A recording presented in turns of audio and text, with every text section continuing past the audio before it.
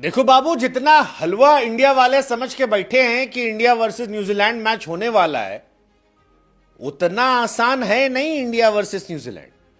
और अगर ये सोच के बैठे हो कि इंडिया वर्सेस न्यूजीलैंड तो ऐसे जीत के चले जाएंगे, कोई टेंशन नहीं होगी, कोई परेशानी नहीं होगी और वन साइडेड मैच है, तो मेरे दोस्त बड़े मुगालते में जी रहे हो।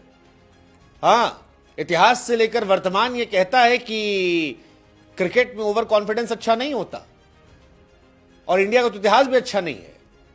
न्यूजीलैंड के सामने आईसीसी के फाइनल में इंडिया और न्यूजीलैंड 2 बार भिड़े हैं और आपको जानकर दुख होगा कि दोनों बार इंडिया की हार हुई है।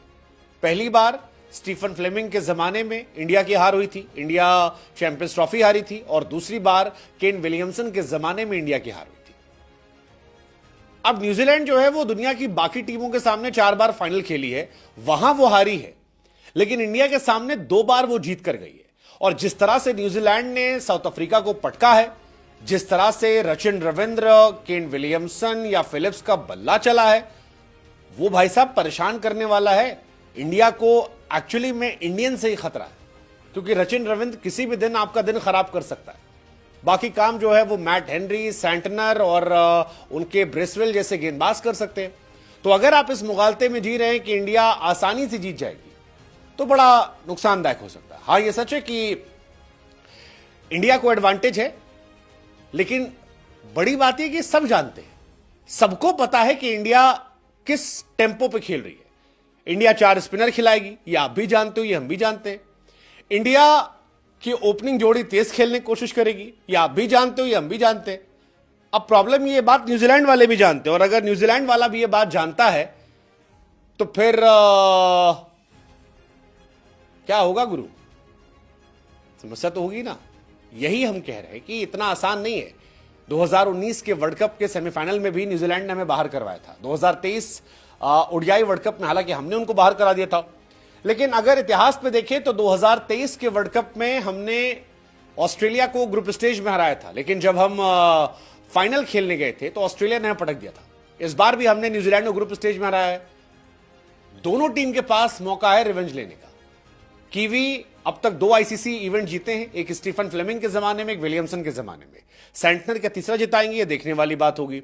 या रोहित शर्मा की किस्मत अच्छी होगी कि रोहित शर्मा अपने करियर में दूसरा आईसीसी टूर्नामेंट जीत जाएंगे। वैसे अगर रोहित जीत जाते हैं तो रोहित की बल्ले बल्ले, क्योंकि WTC फाइनल खेला, 2023 वर्ल्ड कप खेला, 2023 के बाद 24 का फाइनल जीता और 25 में चैंपियंस ट्रॉफी जीत सकते हैं। फिर उनकी सारी शर्तें मान ली जाएंगी, चाहे वो जो करना चाहे।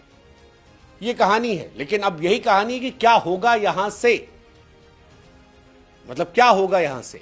न्यूजीलैंड आईसीसी फाइनल में हालांकि बड़ा मिक्स रहा है। 2000 में इंडिया के सामने जीत गए थे, 2009 में ऑस्ट्रेलिया के सामने हारे थे, 2015 में भी पहुंचे ऑस्ट्रेलिया के सामने वर्ल्ड कप में, हार गए, 2019 में फाइनल पहुंचे, हार गए, 2021 में इंडिया के सामने जीत गए, फिर 2021 में T20 वर्ल्ड कप पे फाइनल पहुंचे ऑस्ट्रेलिया के सामने, फिर हार गए। तो उनका बाकी टीमों के खिलाफ परफॉर्मेंस एवरेज रहा है, लेकिन इंडिया के सामने वो बड़ी टीम रही है और इसीलिए थोड़ा सा ये डराता है कि कहीं हम ओवर कॉन्फिडेंस से बह तो नहीं जाएंगे, क्योंकि 2023 के वर्ल्ड कप के भी सारे मैचेस हम जीत के आए थे और फाइनल में हम गड़बड़ किए थे। अब ये गड़बड़ ना हो, इसकी उम्मीद हमें करनी पड़ेगी। रोहित शर्मा हालांकि न्यूजीलैंड के सामने आईसीसी टूर्नामेंट में अनबीटन रहे, लेकिन फिर वही कहानी है कि फैक्ट्स, इतिहास जो है वो पुरानी बातें होती है। आपको तैयारी करनी पड़ेगी। तैयारी होगी तो इंडिया जीतेगी, तैयारी नहीं होगी तो मामला गड़बड़ा जाएगा। इंडिया को कुछ जगह पर काम करना पड़ेगा। शुभमन गिल, रोहित शर्मा को रन बनाने पड़ेंगे, क्योंकि इनके बल्ले से रन नहीं निकल रहे हैं और आप बहुत डिपेंडेंट हो विराट कोहली, श्रेयस अय्यर पर। इतना डिपेंडेंसी अच्छी बात नहीं है। कुलदीप यादव को विकेट निकालना पड़ेगा। कुलदीप के विकेट नहीं निकल रहे हैं, स्पेशली नॉकआउट्स में उनका स्टार्ट बहुत अच्छा नहीं रहा है, तो ये एक परेशान कर सकता है आने वाले टाइम। लेट्स जस्ट होप कि इंडिया हल्के में ना ले, बढ़िया से खेले और मैच जीते। Let's just hope.